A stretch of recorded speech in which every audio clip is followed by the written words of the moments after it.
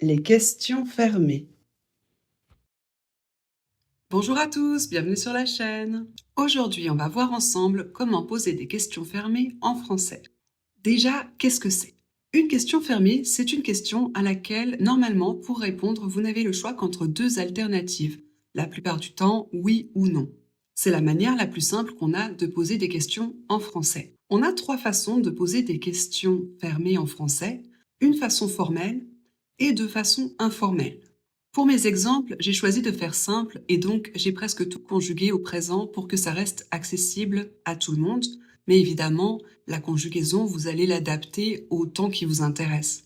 Autre information importante avant de commencer, vous pouvez très bien utiliser le mode formel pour poser une question à quelqu'un en lui disant tu ou le mode informel et dire vous. Je vous propose de commencer maintenant. La première, c'est l'intonation montante. Elle est informelle et c'est selon moi la plus facile. Il vous suffit de reprendre la structure des phrases affirmatives de base, avec le sujet, le verbe et le complément, d'ajouter un point d'interrogation et d'ajuster votre intonation de sorte à ce qu'elle soit montante. C'est très important de ne pas oublier le point d'interrogation, surtout si vous écrivez, parce que du coup, c'est la seule chose qui nous permettra de différencier la question d'une affirmation. Donc, si vous voulez une réponse, pensez à en faire une question. L'intonation ici est très importante parce que sinon, ça va passer pour une affirmation. On va voir tout ça avec des exemples. Exemple de questions informelles avec l'intonation. Affirmation. Question. Tu viens ce soir? Tu viens ce soir? Sarah travaille demain. Sarah travaille demain? Vous avez un chat. Vous avez un chat? Si vous n'êtes pas à l'aise avec l'intonation montante, c'est pas un problème. Prenez votre temps. Il y a une autre manière informelle de poser des questions, c'est d'utiliser est-ce que. On va commencer par le prononcer. Donc il s'écrit comme ça. Et on le prononce tout simplement est-ce que. C'est pas aussi compliqué que ça en a l'air. Pour la structure, est-ce que doit être placé au début de la phrase. Donc vous commencez votre phrase avec est-ce que, puis vous mettez votre sujet, votre verbe et éventuellement un complément. On n'oublie pas le point d'interrogation. Ici, vous n'avez plus besoin d'utiliser l'intonation.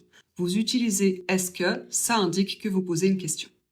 Attention, le mot que devient QU apostrophe si le mot suivant commence par une voyelle ou par un H. On regarde des exemples. Exemple de questions informelles avec est-ce que. Est-ce que tu veux un café? Est-ce qu'il va bien? Est-ce que tes fils aiment le cinéma? La troisième façon de poser une question, c'est le mode formel. Ici, il va falloir inverser le verbe avec le sujet. Donc, bah oui, tu veux participer? Tu veux participer. Exemple de questions fermées non formelles. Où j'en étais? Si votre sujet est un pronom de conjugaison, il va simplement falloir échanger la place du sujet et du verbe. Donc, on va mettre verbe, sujet et complément éventuellement. Attention, le verbe et le pronom doivent être reliés par un trait d'union. Pour la troisième personne du pluriel, il et elle au pluriel, il va falloir faire la liaison entre le T de la terminaison et le pronom. Si par contre votre sujet est autre chose, un prénom par exemple, ou comme dans les exemples que je vous ai mis, les voisins, alors il va falloir commencer par votre sujet, mettre votre verbe, le pronom ensuite qu'on relie toujours par un trait d'union, et éventuellement un complément. On regarde ça en image.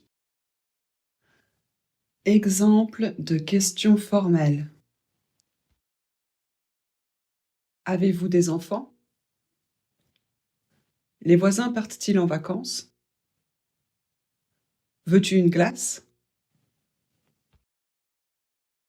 Il reste un dernier détail. Certains verbes, à la troisième personne du singulier, se terminent par une voyelle. C'est le cas des verbes réguliers qui se terminent en ER, de la totalité des verbes conjugués au futur, et de certains autres verbes irréguliers. Dans ces cas-là, on ne va pas pouvoir faire la liaison. Du coup, à la fin de votre verbe, il va falloir mettre un trait d'union, un T et un autre trait d'union pour ensuite mettre votre pronom. Et du coup, prononcer ce T pour faire la liaison. Je vous propose de regarder quelques exemples. Exemple de question formelle à la troisième personne du singulier.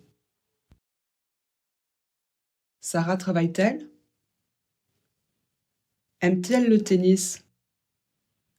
Viendra-t-il? Voilà, c'est terminé pour aujourd'hui. Merci d'avoir suivi jusqu'ici. J'espère que ça vous a plu et à bientôt.